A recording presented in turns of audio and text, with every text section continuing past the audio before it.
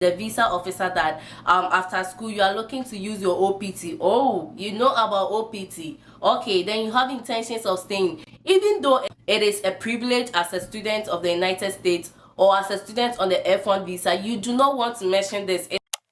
Welcome to the channel where education meets adventure and passions are transformed into lifelong pursuits. Excel with Emmy. Welcome back to the F1 visa interview series that we are doing. And so today we are looking at some things you should never say in your visa interview. Like, don't say them, or these mistakes, don't do them in your visa interview. You have gotten admission, you have gotten your I-20, and the I-20 we all know is an important document that contains every information that concerns your education in the United States. So the first mistake you shouldn't make is to go to the visa interview and state explicitly what is on the I-20, like what program are you going to study, and then you tell them, I'm going to study global business management at Arizona State University. Now you want to make sure that you are giving some more details the visa officer cannot see on the I-20, like why are you pursuing this program, or what help is this program going to be to you, right, or to your home country or to your family. You want to make sure that you make that intention clear. For example, after undergraduate studies, I was a teaching assistant in Nkrumah University of Science and Technology. I am pursuing physics education because after my graduate degree, let's say PhD, after my PhD, I would want to come back to Kenya to teach in the Department of Physics. Right now, I just stated why I want the program. Already the program is stated on the I-20, and then I just stated my background. So the visa officer doesn't know me, but he has gotten to know my background and why I want to pursue this program. Also, I have created a home tie with my home country. So this is what you want to say. Make sure that if you are asked a question that is explicitly stated on the I-20, you want to give details about yourself.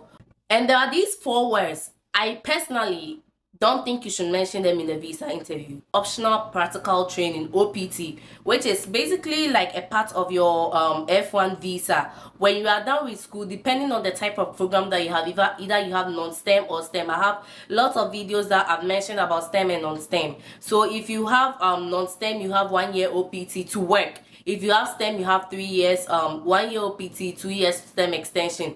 Now, a lot of people, because they have gone through this process, they know about optional practical training or the OPT and the STEM extension. You don't want to go into the visa interview telling the visa officer that after school you are looking to use your OPT. Oh, you know about OPT. Okay, then you have intentions of staying. Even though it is part of the visa or it is a privilege as a student of the United States or as a student on the F1 visa, you do not want to mention this in the STEM extension. You do not want to mention anything about the STEM extension. If your program is STEM, it can be seen on the I-20. I don't know how you would want to use the STEM to explain why a question is asked. Thirdly, you don't want to mention about H-1B, which is the working visa that people mostly secure after their graduate or after school in the United States. So the H-1B you do not want to mention. If you have intention of acquiring H-1B, then it means you are looking to stay in the United States for quite a long time, and you do not want to do that. And then employment-based green cards, EB1, EB2, EB3, all of them, you do not want to mention them at all because you are interviewing for non-immigrant visa, so you do not want to prove intent of immigrants. It's more likely that you talk about passion, like when you are explaining why you chose a program, why you chose a particular school. You're like, because I have a passion for this program. Like, it is a cliche, right? Everyone goes saying that we have a passion. Now let's change the dynamics, or let's change how things play out a little bit.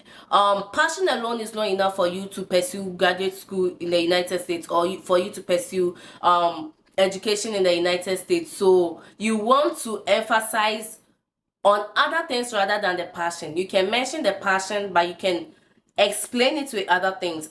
Aside talking about the passion, you want to state a unique problem that you are looking to solve. Let's say you're in transportation engineering and we have bad infrastructure in Ghana. You don't want to use the word bad infrastructure, but we do not have good infrastructure. Maybe that sounds better. So you are coming to study civil engineering and then going back to your home country to make sure that this find a problem and find a possible solution to the problem, because The passion alone is not enough. The other thing is funding. Yes, if you do not get 100% funding, you want to be very careful of what you say about funding in the visa interview.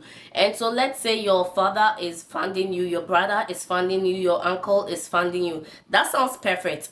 Oftentimes, who is funding your education? Because obviously the visa officer is saying that there is 10% funding coming from the school, but the other part of the funding is coming from yourself. So who is funding your education? Any other person is going to say that my brother is funding my education because he has been able to help me through undergraduate studies and is willing to help me through graduate studies.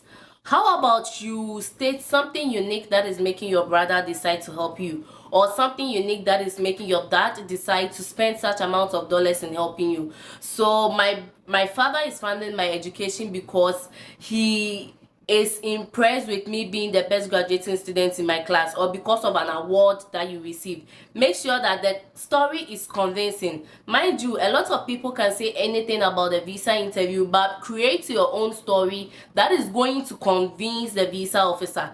And lastly, I would say that don't undermine or downplay your home country and uplift the United States. If you are asked why you chose the United States over Ghana or your home country, if you are asked why you chose the United States over the other parts of the world, you don't want to downplay any country, right? Especially with your home country, it means that you ruled your home country out of the equation. This place is not good enough, so you're not coming back. Tying back to strong ties to your home country, right? And so you want to actually focus on the good things that we have spoken about in other videos, like the cultural dynamics in the United States, the innovation, the research opportunities, the professional development, and the people you are going to meet, the diverse cultures. You want to speak about the good things, but don't downplay your home country. I hope that if you don't say any of these things in your visa interview, your visa will be approved. If you have not subscribed to this channel, please don't forget to hit the subscribe button. Turn on notification for this channel because this information is time sensitive, and I'll meet you in my next video. Bye.